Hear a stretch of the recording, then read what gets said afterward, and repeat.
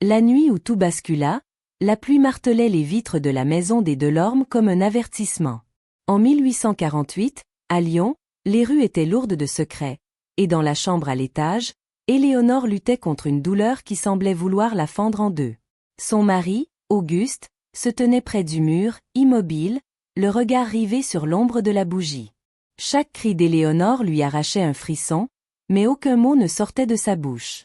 La sage-femme, Madame Roussel, murmurait des prières, consciente que cette naissance n'était pas ordinaire. Quand le premier enfant naquit, un souffle de soulagement traversa la pièce. Un garçon, à la peau claire, aux cheveux pâles, qui pleurait avec la force d'un nouveau monde. Auguste s'approcha, esquissa un sourire tremblant, puis recula. Car à peine le temps de respirer que le second cri retentit. Le silence s'abattit lorsque Madame Roussel souleva le deuxième nourrisson. Sa peau était sombre comme l'encre, ses traits profonds, ses yeux déjà grands ouverts sur un monde qui ne lui pardonnerait rien. Éléonore, épuisée, ne comprit d'abord pas. Elle tendit les bras, cherchant le regard de son mari. Auguste, lui, fixa le sol. Pas une protestation. Pas une explication. Son mutisme, plus violent qu'un coup, glaça la pièce. La sage-femme sentit que ce silence allait coûter cher, très cher. Index revers pointant vers la droite blanc. Si vous aimez les histoires vraies pleines de mystères et de drames, pensez à liker la vidéo et à vous abonner pour ne rien manquer. Au dehors, les cloches sonnèrent l'aube, indifférentes. À l'intérieur, deux vies venaient de naître, et un secret ancien, enfoui depuis trop longtemps, venait de se réveiller, prêt à détruire tout ce qu'Auguste avait construit. Le lendemain matin, la maison semblait plus froide, comme si les murs eux-mêmes avaient compris l'anomalie qu'ils abritaient. Éléonore observait ses deux enfants, couchés côte à côte dans le même berceau improvisé. Leur respiration était différente, leurs teints opposés, et pourtant, quelque chose d'évident les unissait. Elle le sentait au fond d'elle, avec la certitude douloureuse d'une mère. Auguste n'était pas revenu dans la chambre depuis l'aube. On l'entendait marcher au rez-de-chaussée, lentement, comme un homme qui compte ses pas pour ne pas sombrer. Madame Roussel, avant de partir, avait murmuré à Éléonore de se reposer. Mais son regard trahissait une inquiétude profonde. Dans la France de 1848, une telle naissance ne passait jamais inaperçue. Les rumeurs voyageaient plus vite que les diligences. Et déjà, la servante, Louise, avait vu.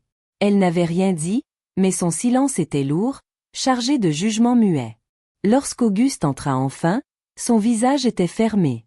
Il s'approcha du berceau, regarda longuement le premier enfant, posa brièvement la main sur son front, puis détourna les yeux du second, comme s'il n'existait pas. Éléonore sentit son cœur se serrer.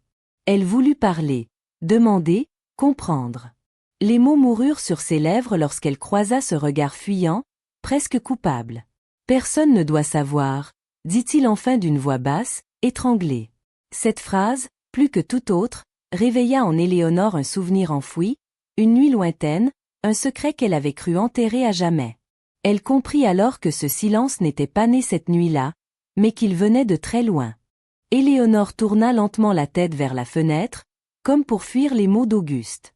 Personne ne doit savoir, résonnait encore dans son esprit, se mêlant aux battements irréguliers de son cœur. Elle serra instinctivement le nourrisson à la peau sombre contre elle, tandis que l'autre dormait paisiblement, ignorant déjà le fossé que le monde creuserait entre eux.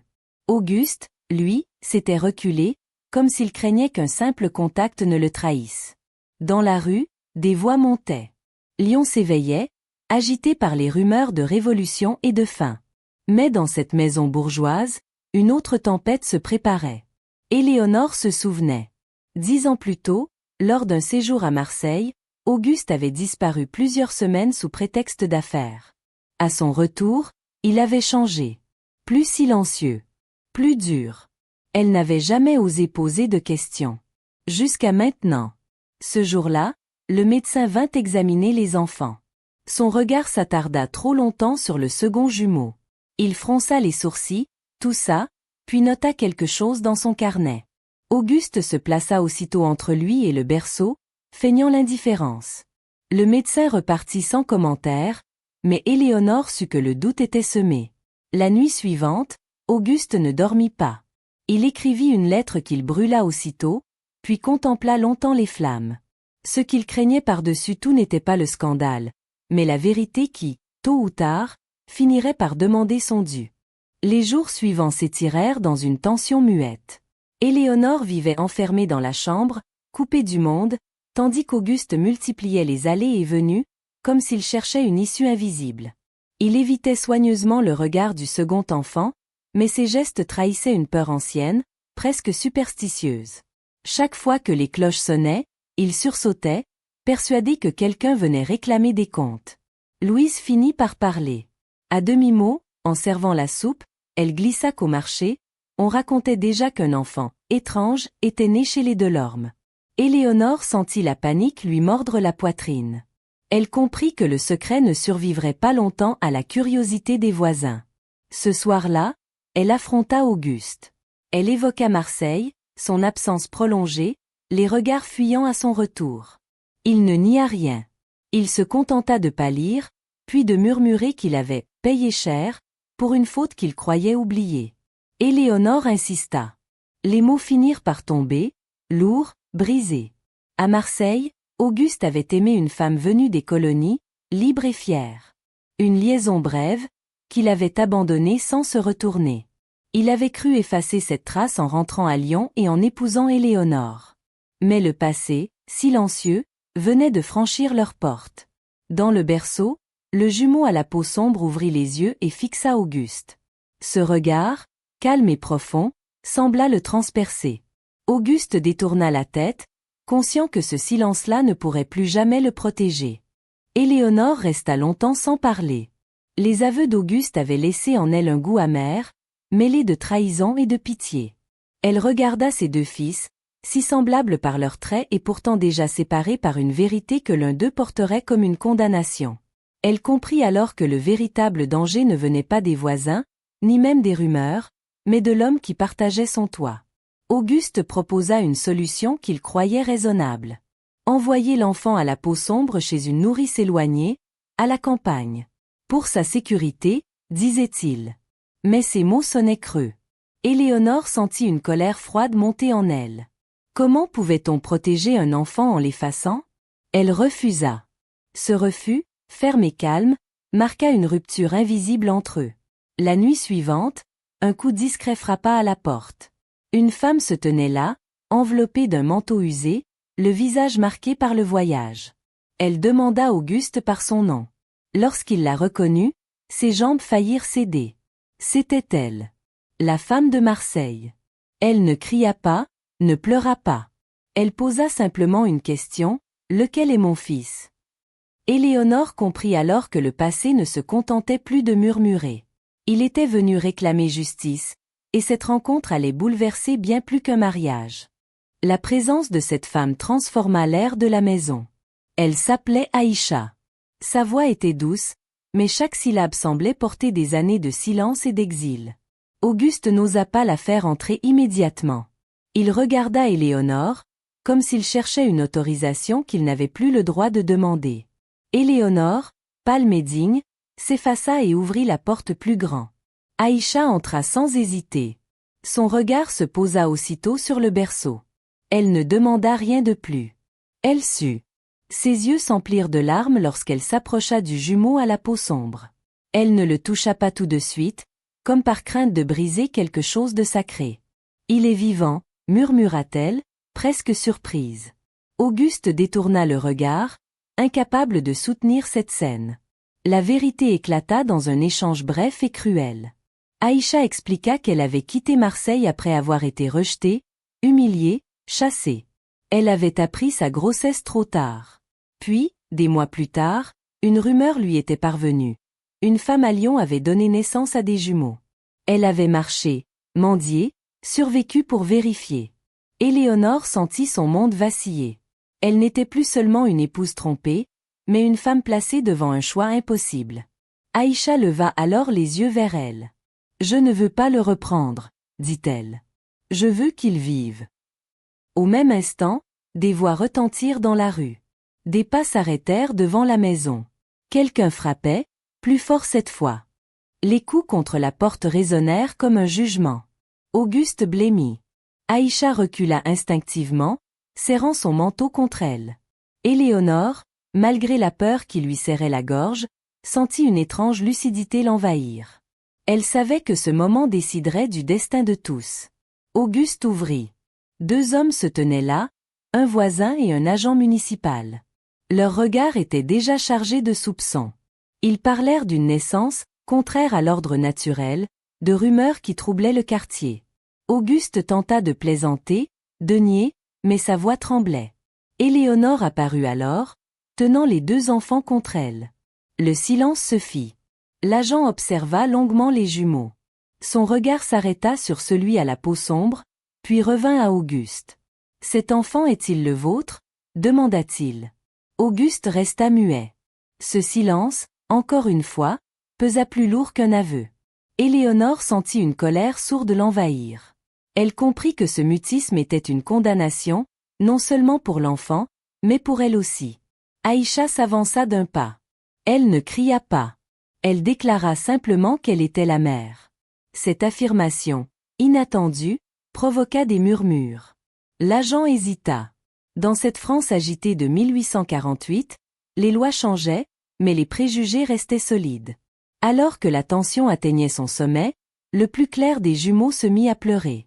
Ce cri fragile sembla rappeler à tous qu'il ne s'agissait pas d'un scandale, mais de 2 vies. Pourtant, la décision qui s'annonçait risquait d'en briser une à jamais. L'agent demanda que tout le monde se taise. Il entra, inspecta la maison, posa des questions qui semblaient innocentes mais cherchaient une faille. Éléonore répondit avec calme, tandis qu'Auguste restait figé, prisonnier de sa propre lâcheté. Aïcha, droite, ne baissa jamais les yeux. Elle savait que le moindre tremblement serait interprété comme une faute. Après de longues minutes, l'agent déclara que l'affaire devait être signalée. Un enfant sans reconnaissance claire du père devenait un problème légal, surtout lorsque sa seule existence dérangeait l'ordre établi. Auguste fut sommé de signer un registre. Il prit la plume, hésita, puis reposa la main sans écrire. Ce refus, silencieux mais volontaire, fit basculer la situation. Éléonore sentit alors quelque chose se briser en elle. Elle comprit qu'elle ne pouvait plus attendre d'Auguste qu'il agisse. Elle déclara d'une voix ferme qu'elle élèverait les 2 enfants, qu'ils étaient nés sous son toit et qu'aucune loi ne les séparerait tant qu'elle respirerait. L'agent la regarda, surpris par cette détermination chez une femme de son rang. Aïcha posa doucement la main sur l'épaule d'Éléonore, un geste simple, presque fraternel. Ce contact fut observé, jugé. À l'extérieur, des voisins s'étaient rassemblés. Les murmures grossissaient, porteurs de menaces invisibles. Lorsque l'agent annonça qu'une décision serait prise dans les jours suivants, Auguste comprit trop tard que son silence avait ouvert une porte qu'il ne pourrait plus jamais refermer.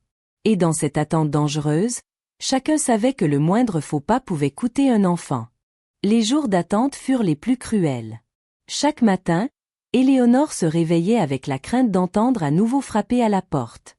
Elle ne quittait presque plus les enfants, les gardant contre elle comme un rempart fragile contre le monde. Le jumeau à la peau sombre semblait plus calme, observant tout avec une gravité troublante, tandis que l'autre pleurait souvent, comme s'il pressentait la tempête à venir. Auguste, lui, se renfermait davantage. Il sortait tôt, rentrait tard, évitait les regards, comme s'il espérait que l'ombre effacerait ses fautes. Mais Lyon bruissait. À l'église, des chuchotements accompagnaient les prières. Au marché, le nom des Delorme était murmuré avec curiosité et méfiance.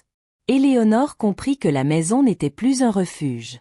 Une nuit, Aïcha confia à Éléonore qu'elle avait été suivie. Des hommes l'avaient interrogée sur son origine, sur l'enfant. Elle savait reconnaître le danger.